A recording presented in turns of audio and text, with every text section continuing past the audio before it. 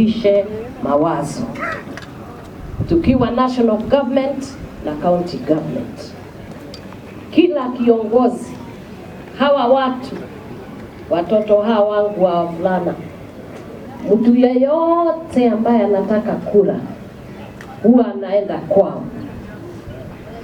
Kura zikiisha bado wako kwa mtaa, na mimi nikiwaangalia ni watu ambao wako na nidhamu sawa sawa. Maana hata nikienda kwao sina shida, kwa sababu hakuna mtoto ambaye ako na shida na mama yake.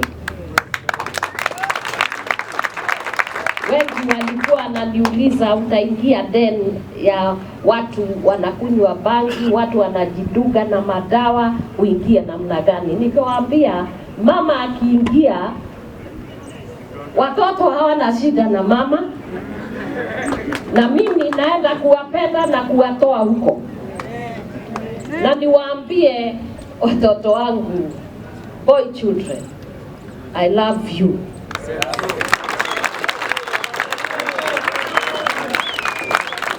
And I'm thinking you are the best we have. Nyinyi ndio wale ambao muko brilliant.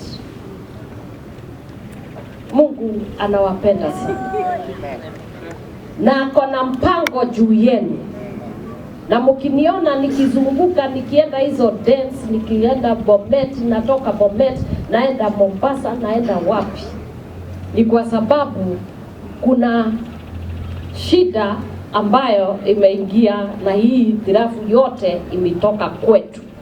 Sisi tukiwa wazazi hatukuwalea vizuri, na ninataka kuomba msamaha juu ya hii jambo, kwa sababu sisi tulilelewa vizuri na tumeenda sawa sawa, lakini sisi tulikuwa too busy kuangalia kama wazazi. Lakini tungewasihi na tuwaombe, msikue ni nyinyi mtakuwa mnaenda kwa majera mnakaa huko. Nimeenda huko nimekuta mmejaa, na majonzi yangu ni mengi. Kuna mambo mengi tunaweza sema, lakini ile mimi ambaye niko nayo ni kufikiria vile nyinyi mnaweza toka kwa hii tabu mko nayo, muachane madawa, muache bangi, muache mapombe, na muache kuchoma hizo betri, kwa sababu tunahitaji nyinyi.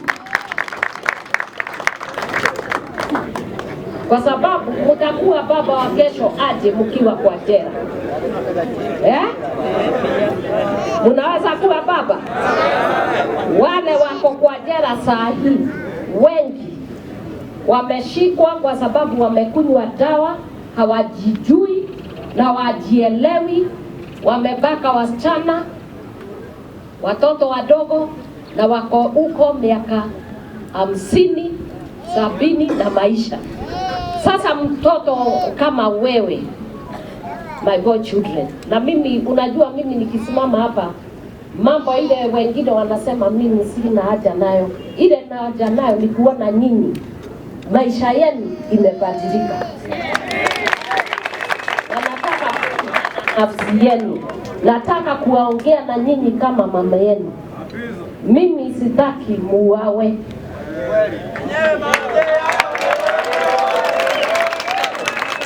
na sitaki mkufe bure, na sitaki mfungwe jela. Na ndio hiyo ifanyike, lazima tutii sheria. Ya pili, lazima tuachane na hii pombe mbaya.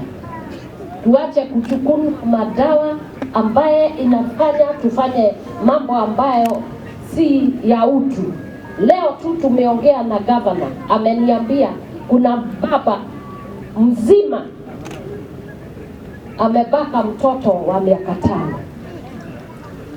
Sasa huyo akiingia tena, yeye ako na familia, ataacha familia, haitakuwa na mtu wa kuchunga. Mama ako na shida, watoto wako na shida, na yeye anaingia ndani maisha.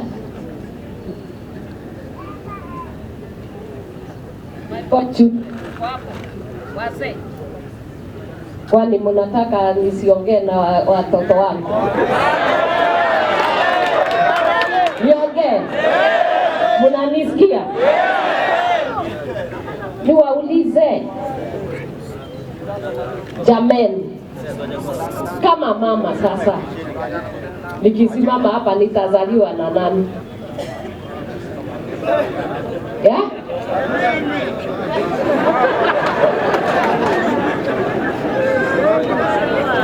Mimi ningewauliza na niwasihi, na ndio mliona nilikuja hapa. Kwanza, afya ni kitu cha muhimu, tukalete matibabu hapa mtibiwe, na tunasema muheshimiwe, kwa sababu nyinyi ni watu wa heshima. Ukiona watu wa matatu, kila mtu anadharau, kila mtu anaongea mbaya, unasikia watoto wangu ndio chokora, sijui ndio wezi, ndio nini. Lakini mimi nasema ni mama yenu, na ninawapenda, na ninawauliza mubadilishe mawazo, na sisi tuone vile tunaweza kuwasaidia. Mkibadilisha mawazo, wale wanataka kwenda kwa rehab, mimi nitajitolea, na nimesikia governor amesema tunaweza pata namna ambayo mnaweza ingia. Watu wakiingia rehab, hiyo ndio kazi ile nafanya. Mnakuja, wale wanataka kuingia rehab, mnaingia rehab, mnatibiwa. Mkitoka rehab, mnaingia TVET, mnakuwa trained. Mkitoka hapo, mnaingia kazi.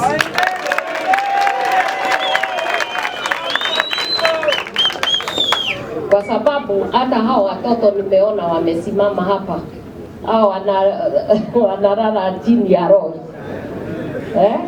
na wanaitwa wezi chokora. Kutoka leo mujiitage watoto wa Pastor Dorcas. Mtu akitaka kuwaita kama hana jina ingine, siyawaite hivyo.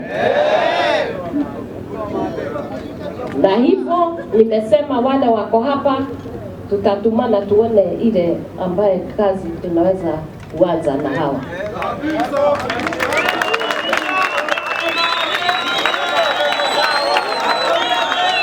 Ninaweza kuwa sina mambo mengi, sina pesa mingi, sina maarifa mengi, lakini wale wachache ambao tunaweza kusaidia wanaweza kuondoka na waende wasaidie wengine. Kwa hivyo mimi sitaki kuongea sana, kwa sababu leo tulikuja kwa matibabu. Niseme kwa watu wa matatu na pia wale madriver, conductors na kamagera, hata nyinyi ni watoto wangu. Unajua hawa watu hawajaelewa. 95% ya wale watu wamekuja hapa wameingia matatu au wamebebwa na bodaboda. Kweli si kweli? Kweli wewe unaweza kuamini mtu bure awe ndiye anakubeba? Hawa watu ni watu wa dhamana sana. They are very important people.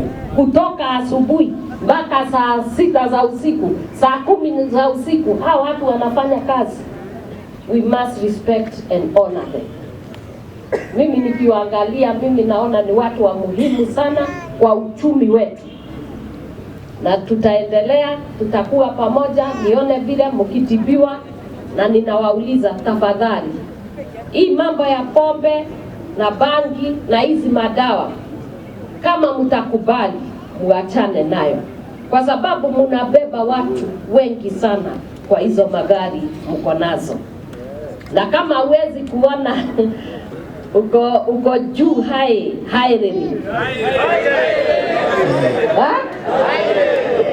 alafu watu umebeba 20, 100 na wako wewe ndio driver wao, na wewe ni baba wa mtu na ni bwana wa mtu. Hao watu wote mkipata accident, niambie hiyo machozi yote ni ya nini? Na kitu tu ni kubadilisha mawazo, tuachane na hii pombe na muache kukubali kubeba hii bangi, ndio wale wanakuja